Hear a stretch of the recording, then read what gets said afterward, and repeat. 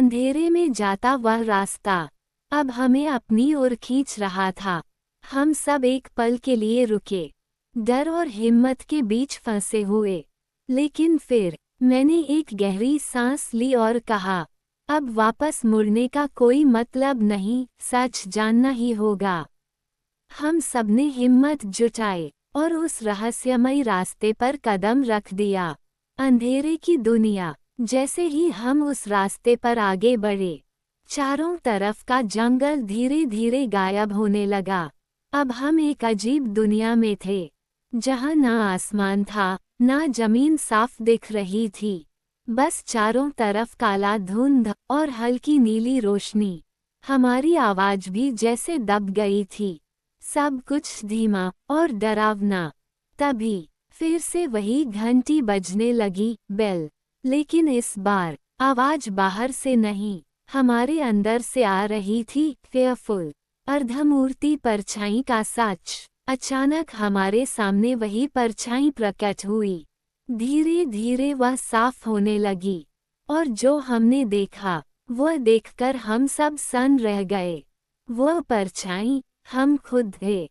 Flushed, हर किसी के सामने उसका ही एक रूप खड़ा था, लेकिन वह रूप अलग था। किसी का चेहरा डर से भरा था, किसी का पछतावे से, किसी का गुस्से से। तभी एक गूंजती हुई आवाज आई, ये तुम्हारे अंदर के डर हैं, जिनसे भागते रहे हो। असली रहस्य हमें समझ आ गया। ये जंगल कोई साधारण जगह नहीं, ये हमारे मन की दुनिया थी। घंटी कोई बाहर की आवाज नहीं थी, वह हमारे अंदर की पुकार थी, जो हमें अपने डर का सामना करने के लिए बुला रही थी। हाई वोल्टेज अंतिम परीक्षा। तभी जमीन हिलने लगी और हर किसी की परछाई उसकी ओर बढ़ने लगी, जैसे वह हमें अपने अंदर समा लेना चाहती हो। मेरे सामने मेरी परछाई खड़ी थी, डर से भरी हुई। मैं कांप रहा था, लेकिन इस बार मैं भागा नहीं। मैंने उसकी आंखों में देखा और धीरे से कहा, मैं तुमसे नहीं डरता। जैसे ही मैंने ये कहा, मेरी परछाई रोशनी में बदल गई, और धीरे धीरे गायब हो गई। एक एक करके सबने अपने डर का सामना किया, और सबकी परछाइयां रोशनी में बदल गईं। सूर्यास्त वापसी। अचानक चारों तरफ तेज रोशनी फैल गई, और हम खुद को फिर उसी जंगल के बाहर खड़े पाए। सुबह हो चुकी थी, सूरज की रोशनी पेड़ों के बीच से आ रही थी। सब कुछ सामान्य लग रहा था, लेकिन हम अब पहले जैसे नहीं थे।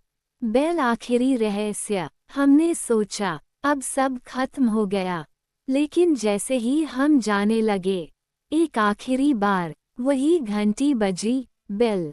हम सब रुक गए।